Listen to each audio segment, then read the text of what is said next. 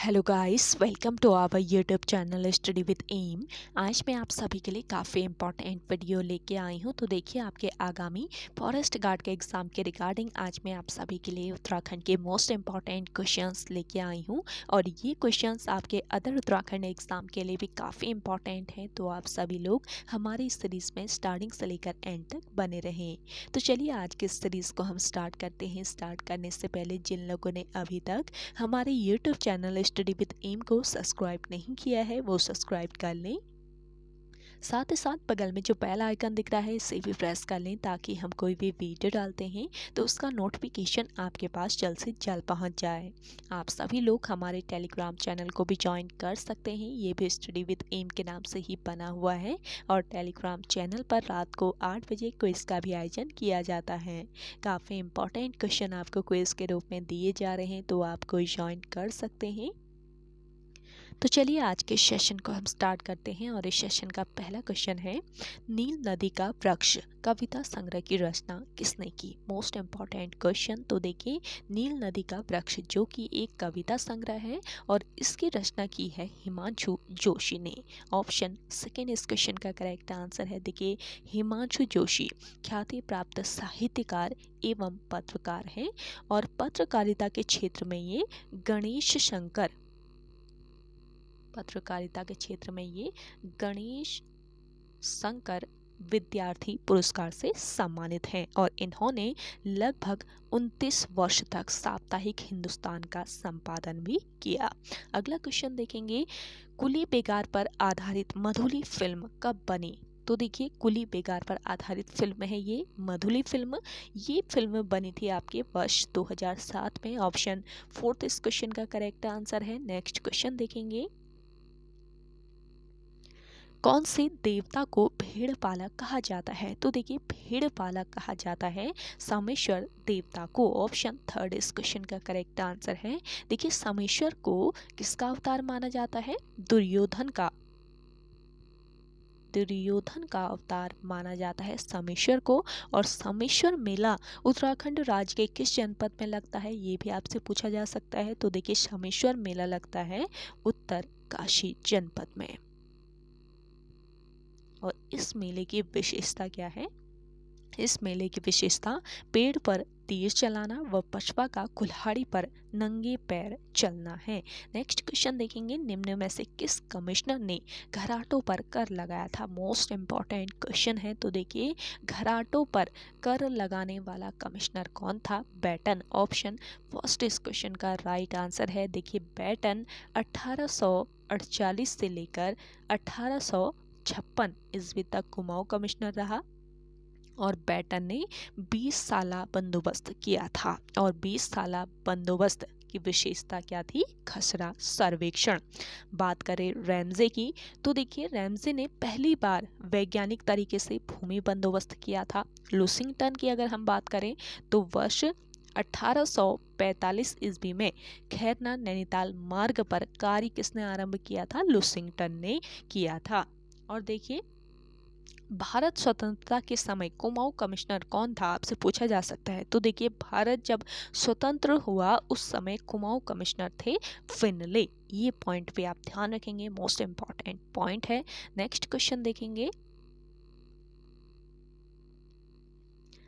लहचारी किस जनजाति का नृत्य है। तो देखिए, लहचारी जो है ये थारू जनजाति का नृत्य है। ऑप्शन फर्स्ट करेक्ट आंसर हो जाएगा। और इसके अलावा देखिए, थारू जनजाति के लोग होली के अवसर पर एक नृत्य करते हैं जिसका नाम क्या है, खिचड़ी नृत्य।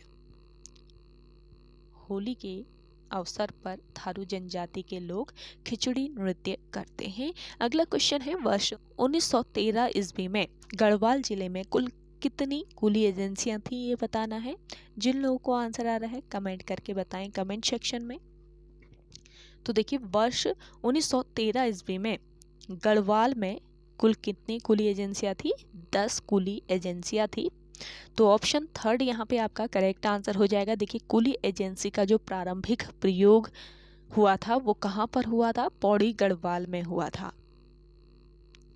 कुली एजेंसी का प्रारंभिक प्रयोग पौड़ी गढ़वाल के द्वारी खाल क्षेत्र में किया गया और इस एजेंसी के गठन का सर्वप्रथम विचार किसने दिया था? गिरिजा दत्त नैथानी ने दिया था। और इसके निर्माण में सर्वाधिक जो योगदान था वो तारादत्त गैरोला का रहा, ये आपको याद रखना है। और कुली एजेंसी के निर्माण के लिए किस कमिश्नर ने प्रोत्साहन दिया था, ये भी आपसे पूछा जा सकता है। तो देखिए, कुली एजेंसी के निर्माण के लिए प्रोत्साहन किया था किसने? कमिश्नर स्टोवेन ने, ये आपको याद रखना है। कमिश्नर स्टोवेन ने कुली एजेंसी के निर्माण के लिए प्रोत्साहन किया था। अगला क्वेश्चन देखेंगे, जौनसार में मौड़ मेले की शुरुआत किसने की थी? तो देखिए, जौनसार में मौड़ मेले की शुरुआत की गई और किसके द्वारा की गई थी?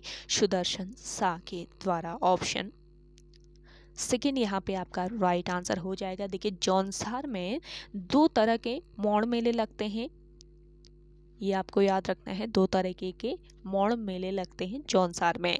जौनसार के मछमौड़ व जतरियाड़ मौड़ मेले प्रसिद्ध हैं। दो जो ये मौड़ मेले हैं, ये कौन कौन से हैं? एक तो है मछमौड़, दूसरा मौड़ है जतरियाड़ मौड़। तो 2 तरीके के मौड़ मेले बेसिकली प्रसिद्ध हैं। कहाँ पर? जौनसार में। मछमौड़ की बात करें तो किसी छोटी गाड़ में टिमरू के सूखे पाउडर को डाला जाता है, जिससे मछलियां पकड़ी जाती है, इसे कहा जाता है मछमौड़। और जतरियाड़ मौड़ की बात करें तो जतरियाड़ मौड़ में कई पट्टियों के लोग शक्ति प्रदर्शन के बाद किसी एक जगह इकट्ठे होते हैं, तो इसे कहा जाता है जतरियाड़ मौड़। अगला क्वेश्चन देखेंगे,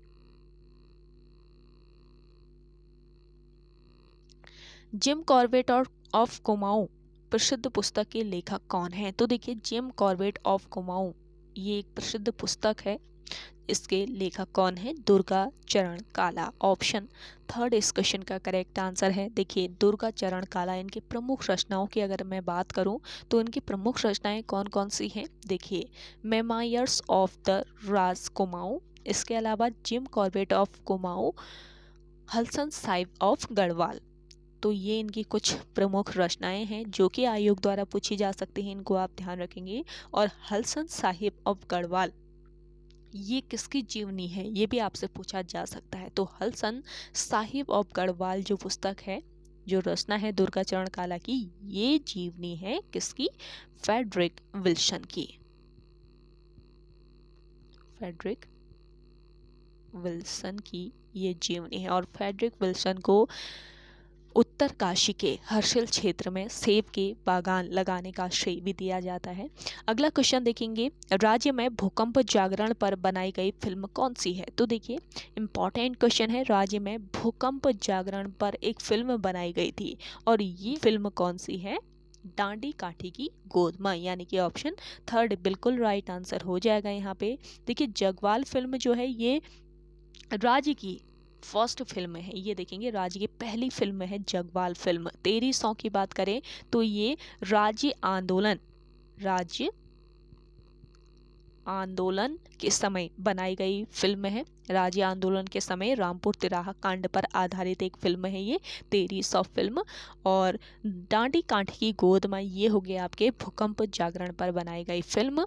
तो ये आपको याद रखना है, तीनों फिल्म काफी महत्वपूर्ण है। तो चलिए नेक्स्ट क्वेश्चन देखेंगे, लड़िया काठा पर्वत श्रेणी किस जनपद में स्थित है? तो देखिए, लड़िया काठा पर्वत श्रेणी की अगर हम बात करें तो ये है आपके नैनीताल में। ऑप्शन सेकंड बिल्कुल राइट आंसर हो जाएगा। और इसके अलावा देखिए, डेरोथिसिड पर्वत भी आपके कहाँ पर स्थित है? नैनीताल में स्थित है और इसे अयार पाटा भी कहा जाता है। ये जो पर्वत है डेरोथिसिड इसका नाम है और इसे अयार पाटा भी कहा जाता है, ये आपके नैनीताल में स्थित है। इसके अलावा एक पर्वत और है हिडिंबा पर्वत। आपसे पूछा जाए हिडिंबा पर्वत कहाँ पर स्थित है बताइए, तो ये भी आपके कहाँ पर है? नैनीताल में। नेक्स्ट क्वेश्चन है, जौनसार क्षेत्र के आधुनिक कवि कौन है? तो देखिए जौनसार क्षेत्र के आधुनिक कवि हैं रतन सिंह जौनसारी। ऑप्शन सेकंड इस क्वेश्चन का करेक्ट आंसर है। देखिए कविता के माध्यम से जौनसार को उजागर करने वाले रतन सिंह जौनसारी इस क्षेत्र के आधुनिक कवि हैं। और केदार सिंह की बात करें, केदार सिंह जौनसार के प्रथम समाज सेवी हैं। भाव सिंह जो हैं, भाव सिंह चौहान, ये फादर ऑफ जौनसार कहलाते हैं। ध्यान रखिएगा, फादर ऑफ जौनसार कौन कहलाते हैं? भाव सिंह चौहान। और गुलाब सिंह जौनसार में जन जागरूकता का जनक इन्हें कहा जाता है। गुलाब सिंह को जौनसार में जन जागरूकता का जनक कहा जाता है। अगला क्वेश्चन देखेंगे, लाल रंग में चित्रित शैलाश्रय किस प्रागैतिहासिक स्थल से प्राप्त हुए हैं? ये भी आपका काफी महत्वपूर्ण क्वेश्चन है। तो देखिए लाल रंग से चित्रित 3 शैलाश्रय प्राप्त हुए हैं और ये किस प्रागैतिहासिक स्थल से प्राप्त हुए हैं? लुएथाप से। ऑप्शन फोर्थ इस क्वेश्चन का राइट आंसर हो जाएगा। देखिए लुएथाप किस जिले में स्थित है पूछा जाए तो इसको याद रखेंगे, कहाँ पर स्थित है? ये अल्मोड़ा जिले में, अल्मोड़ा में स्थित है आपका लुएथाप। और यहाँ से लाल रंग से चित्रित 3 शैलाश्रय मिले हैं और यहाँ के शैल चित्रों में मानव को शिकार करते और हाथ में हाथ डालकर नृत्य करते हुए दिखाया गया है। नेक्स्ट क्वेश्चन है, वर्ष 1815 ईस्वी में गुजरात मिश्र और कर्नल ब्रिडिशा के बीच कौन सी संधि हुई थी? तो देखिए गजराज मिश्र और कर्नल ब्रिडिशा के बीच एक संधि हुई जो कि हुई थी वर्ष 1815 ईस्वी में। और ये कौन सी संधि हुई थी? इस संधि का नाम है संगौली की संधि। इंपॉर्टेंट क्वेश्चन है, संगौली संधि से क्वेश्चन पूछे जाते हैं। तो देखिए 2 दिसंबर 1815 ईस्वी में गजराज मिश्र और कर्नल ब्रिडिशा के बीच एक संधि हुई जो कि संगोली की संधि है। और गजराज मिश्र जो हैं ये नेपाल नरेश रण बहादुर शाह के गुरु थे। संगौली संधि के अनुसार टिहरी रियासत सुदर्शन शाह को प्रदान की गई और शेष को नॉन रेगुलेशन प्रांत बनाया गया। नेक्स्ट क्वेश्चन है, समय साक्षी उपन्यास के लेखक कौन है? तो देखिए समय साक्षी इस उपन्यास के लेखक बताने हैं तो इस उपन्यास के लेखक हैं हिमांशु जोशी। ऑप्शन फर्स्ट यहाँ पे आपका राइट आंसर है। अगला है, चंद वंश का कौन सा शासक बाबर का समकालीन था? तो देखिए चंद वंश का ये शासक था, कौन था? भीष्म चंद, जो कि बाबर का समकालीन था। ऑप्शन थर्ड यहाँ पे आपका राइट आंसर है। देखिए वर्ष 1512 ईस्वी से लेकर 1530 ईस्वी तक भीष्मचंद गद्दी पर बैठा और इसने अल्मोड़ा में एक किला बनवाया। इसका नाम क्या था? खगमरा किला। खगमरा किला कहाँ पर स्थित है पूछा जाए तो आपको अल्मोड़ा जनपद याद रखना है। और इस किले का निर्माण किसने कराया पूछा जाए तो याद रखें इस किले का निर्माण कराया था भीष्मचंद ने। और इसका उत्तराधिकारी कौन था? भीष्म चंद का बालो कल्याण चंद इसका उत्तराधिकारी था। नेक्स्ट क्वेश्चन है, निम्न में से सबसे पुराना समाचार पत्र कौन सा है? तो देखिए इनमें से सबसे पुराना समाचार पत्र है अल्मोड़ा अखबार। ऑप्शन फर्स्ट इस क्वेश्चन का करेक्ट आंसर है। देखिए वर्ष 1871 ईस्वी में अल्मोड़ा अखबार का प्रकाशन शुरू हुआ और अल्मोड़ा अखबार के प्रथम संपादक कौन थे? बुद्धि बल्लभ पंत। और इस पत्र का जीवन काल 48 वर्षों तक रहा, यानी कि वर्ष 1918 ईस्वी तक इसका जीवन काल रहा अल्मोड़ा अखबार का। और वर्ष 1913 ईस्वी में अल्मोड़ा अखबार के संपादक बद्रीदत्त पांडे बने थे। अगला क्वेश्चन है, हिमालयन सांस्कृतिक केंद्र किस जनपद में स्थित है? तो देखिए हिमालयन सांस्कृतिक केंद्र स्थित है आपके कहाँ पर? देहरादून में। ऑप्शन फर्स्ट इस क्वेश्चन का राइट आंसर है। आप सभी को आज का ये सेशन पसंद आ रहा है तो जल्दी से लाइक कर लें। जिन लोगों ने अभी भी हमारे YouTube channel study with M को सब्सक्राइब नहीं किया है वो सब्सक्राइब कर लीजिएगा। काफ़ी इंपॉर्टेंट आपको यहाँ पे सीरीज़ प्रोवाइड कराई जाती हैं, तो आप सभी लोग इस सीरीज़ को ज़्यादा से ज़्यादा शेयर जरूर कीजिएगा अपने दोस्तों के साथ अपने व्हाट्सएप ग्रुप्स में। नेक्स्ट क्वेश्चन है, उत्तराखंड पलायन आयोग का मुख्यालय किस जनपद में स्थित है? तो देखिए, उत्तराखंड पलायन आयोग का जो हेडक्वार्टर है ये है पौड़ी गढ़वाल में। ऑप्शन 4 तो इस क्वेश्चन का करेक्ट आंसर है। देखिए, गढ़वाल मंडल का जो मुख्यालय है ये भी आपके पौड़ी में ही स्थित है। और गढ़वाल मंडल का गठन कब किया गया था? 1969 में। ये आपको याद रखना है, गढ़वाल मंडल का गठन हुआ था 1969 में। नेक्स्ट क्वेश्चन देखेंगे, प्रसिद्ध कौसानी किन दो नदियों के संगम पर स्थित है? तो देखिए, कौसानी स्थित है आपके किन दो नदियों के संगम पर? गोमती व गरुड़ गंगा के संगम पर, यानी कि ऑप्शन सेकंड बिल्कुल राइट आंसर है। देखिए, कौसानी जो है ये है आपके बागेश्वर जनपद में। बागेश्वर जनपद में कौसानी जो है ये गोमती व गरुड़ नदी के बीच एक पर्यटक स्थल है। कौशिक मुनि की तपस्थली होने के कारण इसका नाम क्या पड़ा था? कौसानी पड़ा था। और कौसानी किस पहाड़ी पर बसा हुआ है ये भी याद रखेंगे, पिंगनाथ पहाड़ी पर बसा हुआ है कौसानी, और इसका पुराना नाम था बलना। इसका प्राचीन नाम क्या था? बलना। अगला क्वेश्चन है,